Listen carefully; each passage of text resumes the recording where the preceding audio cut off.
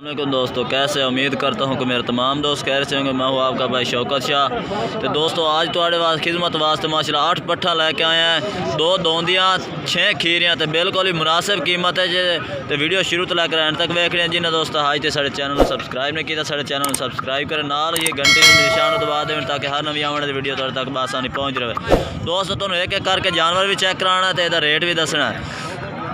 तो दोस्तों टोटल ही मक्खी चीनी कलर देने, एक विच काली है पे ज़्यादा सफ़ेद है तो मुँह चिट्टा है। तो दोस्तों तुहानू हुण इन्हां चेक भी करा दे। मुँह ये भी खीरी पट्ठ है, सफ़ेद अख दे विच ते इहदे तुहानू चेक करा दे। थनियाँ भी ये वेख सकते हैं माशाल्लाह, 2 थनियाँ तो पहले नंबर तो ये हो गए। दूसरे नंबर वाले तुहानू चेक करा दे भी है। दूसरे नंबर तो ये आ गई, ये खीरी है ना मुँह पट्ठ दे वेख, ये मुँह खीरी है,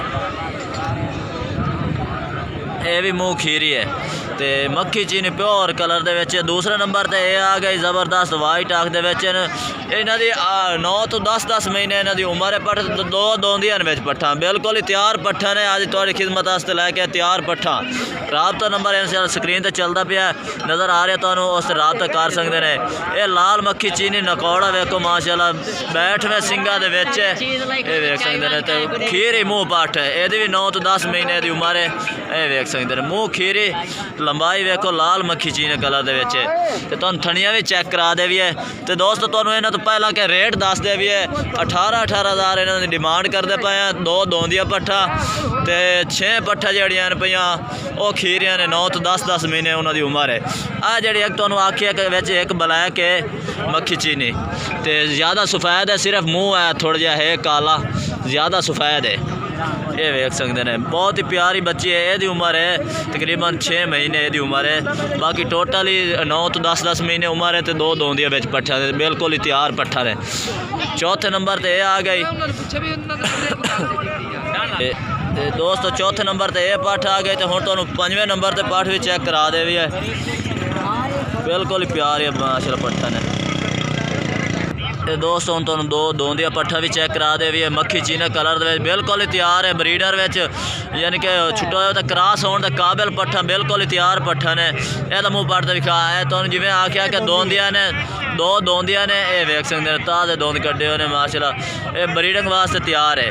तो ये 5वें नंबर पर आ गई। तो 6वें नंबर वाली दोंदी पट्ठ दिखा यार, आ दोंदी पट्ठ है, ये भी दोंदी पट्ठ है। ये वेख सकते हैं यानी कि ब्रीडिंग वास्ते तैयार है। ये 2 दोंदिया पट्ठा ने।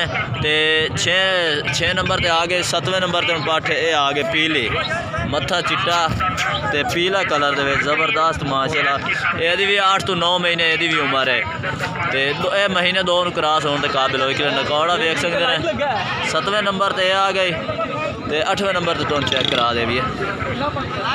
ये 8वें नंबर पर आ गई मक्खी चीनी कलर दे विच, बिल्कुल ही वाइट अख दे विच। ते एदी भी 8 तो 9 महीने दी भी उम्र है। तो रेट तुहानू दस दिता है 18,000 डिमांड करते पे। जिस बंच है दी होवे कार्गो हाल पाकिस्तान दे विच हो जासी। तो ज़बरदस्त ब्रीडिंग वास्ते तैयार है। वेख सकते हैं पूछल मार रही है, ब्रीडिंग वास्ते हम तैयार हो खड़ी। तो दोस्तों वीडियो अच्छी लगे तो लाइक और शेयर ज़रूर करें। फिर मिलेंगे एक नई वीडियो के साथ, तब तक के लिए हम इजाज़त चाहते हैं। अल्लाह हाफिज़।